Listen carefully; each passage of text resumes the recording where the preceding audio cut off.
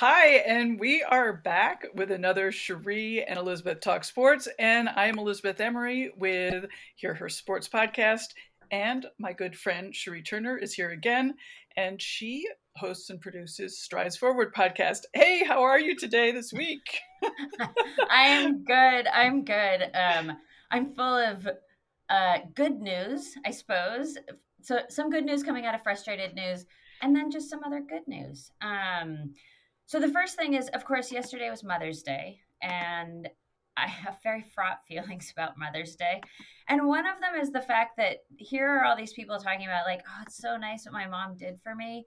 And then we live in a world where we treat women pretty poorly on the whole. So I'm thinking, what we really need is we really need to kick off the Monday with, like, then do something to make women's lives better so we aren't treated like second class citizens all the I time. love that idea. So, so my idea this year is that on behalf of Strides Forward, I am donating to And Mother, and they're a nonprofit organization that fights for the rights of women and especially women in sport. And so I'll put a link to that in the show notes. Please, But yeah. it Yeah. was just kind of the first thing I could think of. They fit really well into this context because they are involved in sport and they support women and especially moms. But, we do so little to support moms in this country. And that's being really highlighted by some of the legislation that's going down right now that Yeah. I will not rant about right now.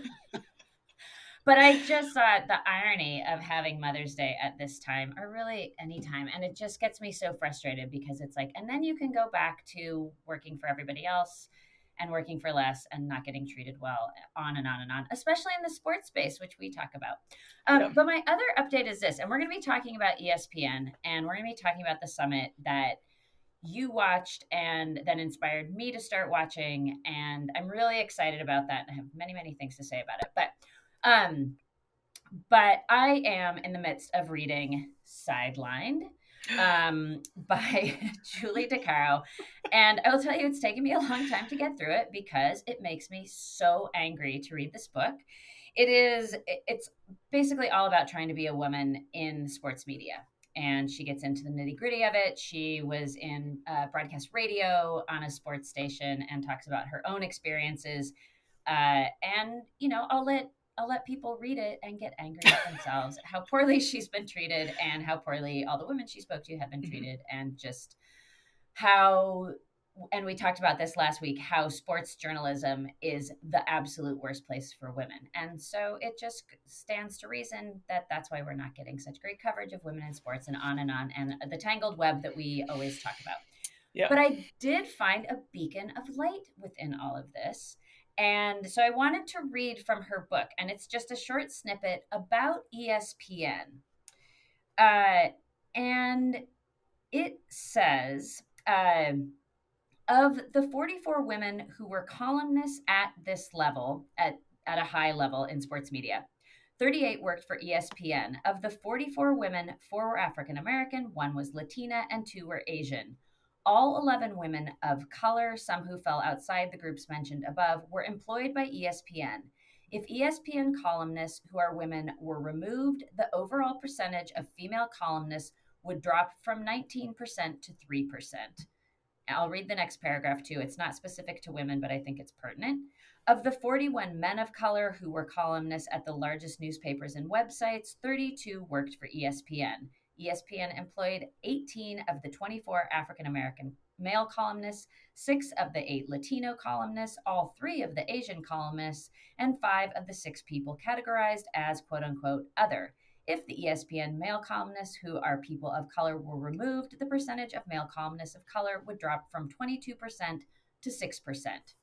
So basically, what that says is ESPN is, like, making more strides than most any other outlet for people of color and for women, and especially women of color. And so I want to congratulate ESPN because I feel like in a lot of things that I've said, I don't say particularly nice things about our leader in the sports world. But they seem to be actually doing some good things. I think then it also shines the light on how really terrible things are in most other mainstream media. Right. having to do with sports. But, good for them for diversifying in a meaningful way, diversifying their staff. And hopefully they will continue that. And I just like to give credit where credit's due. So that was my little bit of upbeat news in the midst of really rotten statistics anyway. But Yeah. I always find it very interesting that you and I think on parallel terms. Like we don't really talk about what we're going to talk about in advance. Right. And yet, okay, so this is a quote that I pulled from a newspaper that's not about sports. It's about art. But I really love how, for me, always starting the podcast was a way for me to talk about gender equity in a sort of a sphere that I understood, so I could sort of dig into it. And like when I used to think about gender equity, like tackling gender equity, I would my mind would explode because it was just like way too big an area. Like how am I gonna?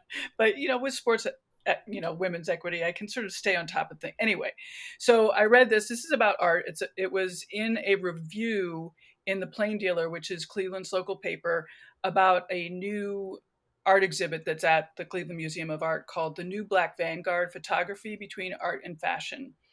And in the review, it says, who gets to say what about whom matters? Curator Antoine Sargent notes in the catalog that the acclaimed Black issue of Vogue Italia in 2008 was shot by white photographers. Which, when you read, just like, how could that happen? Like, I just don't understand. Like, why would that ever pass? Right. These magazines take so long to develop. They didn't come up with, the Black issue weeks in advance. They knew this, months, probably 6 months long in advance. And they end up with white photographers. It's just insane. Yeah. But I think the other part of the quote is really interesting because, the article goes on to say that white photographers just simply are not going to capture what they should be capturing. Anyway, so you get the parallel. Yes. And I come back to the movie that we talked about weeks ago, This Changes Everything. And, the people behind the camera, the people directing, the people behind the scenes are very important in shaping stories and what we look at and how we look at it and how we talk about things. So, yeah. So, an equally parallel, my news is that I'm sort of getting tired of being angry all the time. You and me both. I know. And I think it's because, we've been doing these videos for a while and we've been concentrating on it. And, I will say my anger is not going to go away, and I don't want it to go away because I think that people like you and me, we offer, the counter to, the everything is rainbows and unicorns group of people. And I do, however, want to sort of counter that anger with maybe some action. And again, going back to our current favorite topic of the ESPNW Summit, I was really taken by Nicole LaVoi's little talk. It was sort of a power talk. I think they called these 20-minute talks the power talks. And again, Nicole LaVoi is from the Tucker Center for Girls. What is it? The Tucker Center for Research on Girls and Women in Sport. But she gave a really nice talk. And one of the things that she had developed over this past year is a hashtag called Here's Proof. And we talked a little bit about this last time, that when we're confronted with this myth that no one watches women's sports, we need to counter that with the proof that that's false. And there's tons of proof. We talked last time about the boxing match between, I am not going to remember their names, but Katie and Amanda. Taylor and Amanda Serrano. Yes, Thank you. You got it. You're very good.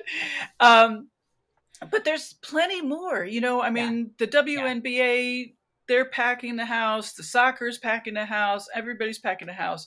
And I think what it was is that I need to stop accepting this myth. Somebody tells me this myth, and I need to get out of this sort of headspace of, oh yeah, that's true. No, blah, blah, blah. And, stand strong. Like, no, that is not true. You are wrong. Here's the proof. So anyway, that's my news. I just want to, I don't know, I want to be more proactive. Yeah, yeah. And yeah, that leads into something I've been thinking about, so I'm just going to chime in and add one more thing is that it really kind of hit the wall with just I'm sort of at the point of like no more BS. Where like I don't want to necessarily have to like prove to somebody that these things are true. But I mean, I think, showing the proof, yes, like I absolutely agree with you there. But also just sort of leaving it at that. Like, Right. I don't care if you're convinced. Like, I don't need to win you over. These things are absolute facts. And one of the things that has really been striking me lately is just the rampant sexism that we just sort of exist with. Yeah. And really just calling it for what it is. And, sexism is sexism, and people gaslighting women about the fact that no one watches women's sports. Like, these things are they're not true. They're total BS. And I'm really over like trying to over prepare to like counteract somebody. It's just sort of like, I can tell you a couple things about why what you think really is not the truth, and then I'm going to move on because it just is what it is. And I'm not going to spend the rest of my time or life trying to convince you of your false beliefs.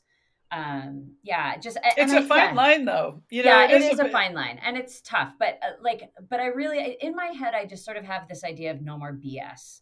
Yeah, I agree with you. Yeah. You reminded me about that whole Twitter episode. Like it feels exactly like that. I don't want to get involved, but at the same time, it still felt like I was leaving the argument and, Right. on their side, essentially, by not, for example, hashtagging, here's proof. Right. So maybe that's what I would do now that I'm all the way in May. That probably was like in March. Well, and maybe part of this is we're going to keep people up to date on how we're making action. Yes. And Yeah. not staying stuck. And also recognizing things like sexism or untruths or just abject unfairness in really damaging ways. And just really standing up. I like how you say calling out sexism for what it is. I was really struck when I recently spoke to Helena Gilbert Snyder on the podcast. And, she talked about sexism and she used the word in a way that sort of, it caught me off guard, I guess, to hear her say that. And I think it's now that you talk about it, I think it was because just so few people do say that. They say it's harassment or, they say it's like a specific incident, but lumping it into this sort of bigger picture word, I think has a lot of meaning. I like it. Yeah. And, it was interesting. I had a small exchange about the way a race was reported on recently. And it was a situation over in the UK. The woman racer had almost broken a record. And on the men's side, there was a non-professional runner who beat Mo Farah in the race. And it was, Eilish McCullough. She won the race and almost set a new record. And yet who got the story was this guy that nobody had heard of because he beat a famous male runner. Their times were not particularly impressive on the men's side.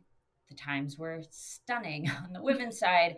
And I said something about sexism and how rampant it is. And I think, well-meaning young man said something about, I don't know if I'd call this sexism. This other story is the better narrative. And I just thought, no, if you're talking about sports, the better story is who did a better job.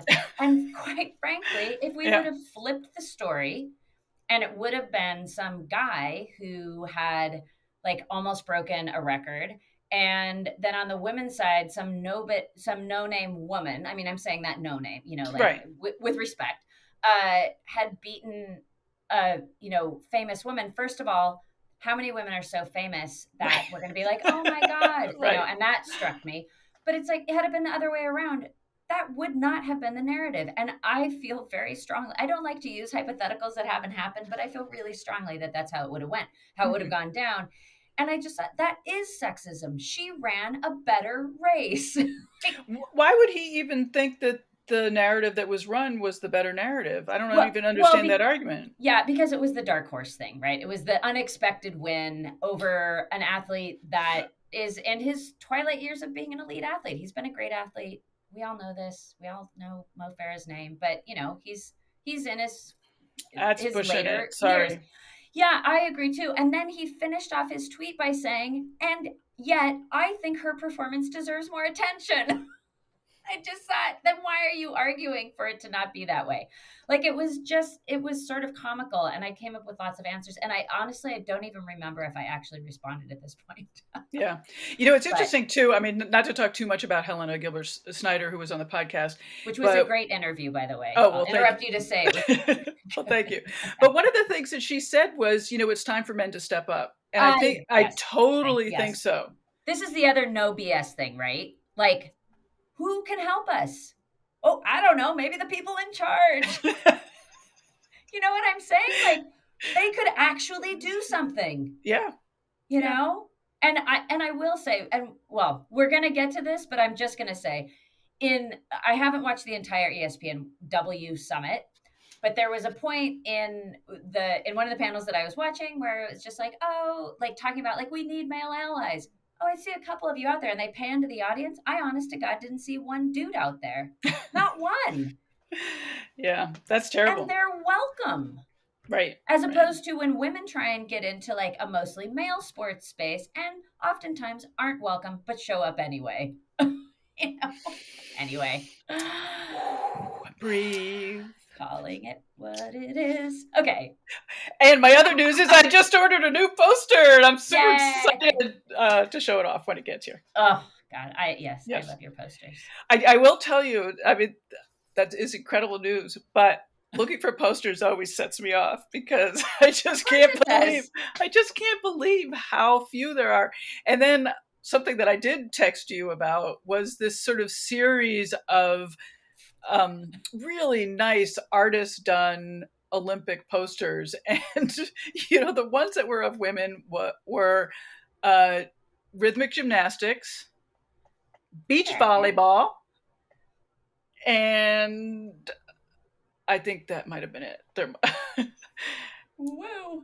And it goes to what we were talking about earlier, is that the artist who did these is a man. Yes, of course. So we will move on now. And we are for now. And we are going to continue talking about the ESPNW Summit. And I am going to pass it over immediately to you because you are going to introduce the very specific panel that we want to highlight today. Yeah, so the panel we're going to highlight they're calling it the 50 for 50 series, where ESPNW is doing a series of 50 stories commemorating the 50th anniversary of Title IX. And this panel was hosted by Elle Duncan. She's a host for ESPN, very accomplished. I don't think I need to talk a lot She was about her. Fantastic, by the way. She was really great. I mean, not shockingly at all, but she was really, really good.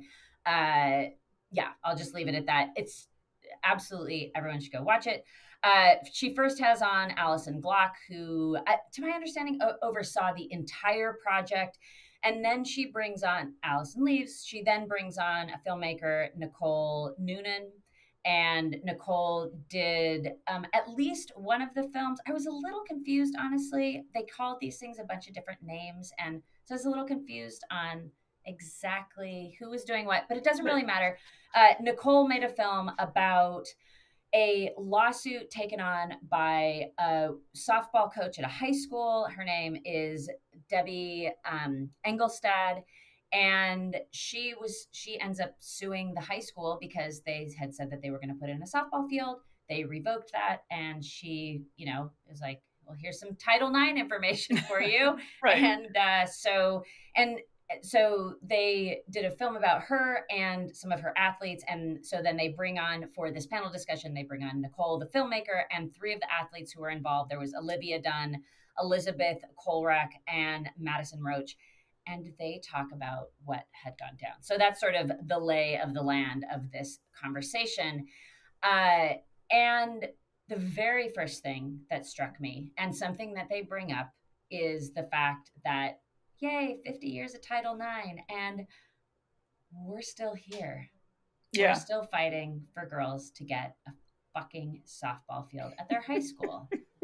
When they were promised it, not and take it away. I also want to say that the softball field was supposed to be part of this gigantic renovation. Yes, right. So it was a small part, and you know, I'm sure it was budget and this and that, and so slowly, you know, this softball field got pushed aside, whereas everything else was getting built. So it, you know, like, oh my God. I will say that one of the things that I took away from the summit, and also very specifically from this panel, is there are a lot of us who are wanting to celebrate Title IX, but also, and at the same time, wanting to say, we have so much work to do. And I got a lot of comfort from that. I mean, it's what you and I have talked about in the past, is just, you know, talking to one another makes us feel like not so alone. Yeah. And for a long time, I had thought that, you know, like everybody was celebrating Title IX and I was the only one thinking like, oh God, it's not over. But that's not true. So I really like that. And, you know, one of the other things, and you brought this up last week, is that the three young women who had been in high school, one of them is now a college student, you know, you had brought up the fact that they didn't even know about Title IX. I know, isn't that shocking? Well, it's shocking. I mean, like, school system, I don't know, maybe you could teach people real history, and that is a much, much bigger topic about much more than Title IX and inequities in many, many ways. Yeah. But what made me so happy is that they learned about Title IX, right. And then they learned how to empower themselves with the law that they didn't know about. And I just thought, this is something we need to let young women know about.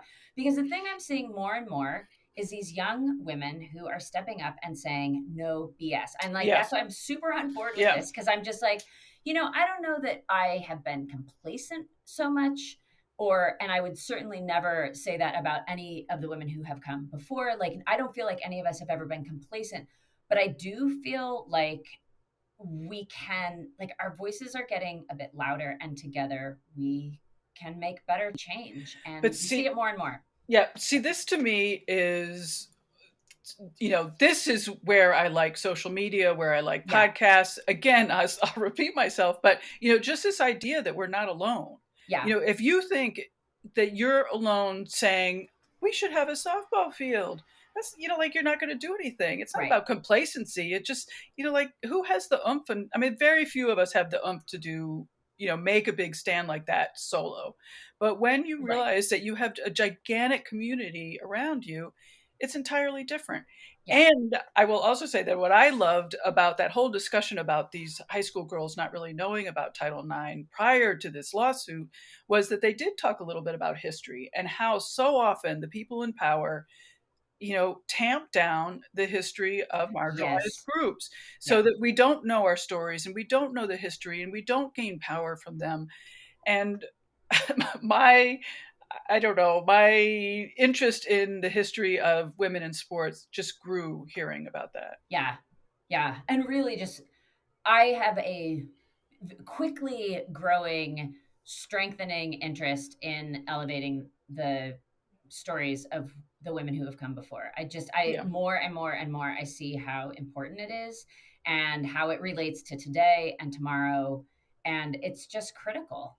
And one of the things that all three of those young girls said, and I believe that Nancy, the filmmaker, brought it up as well, is just seeing more women getting together in small groups and making change, and how this is happening over and over and over again. And, you know, I think all three of the high school girls said, you know, they learned about the fact that they could find allies and that they needed to work with allies, not just do it all on their own. Madison brought this up in particular, and how they could actually get something done.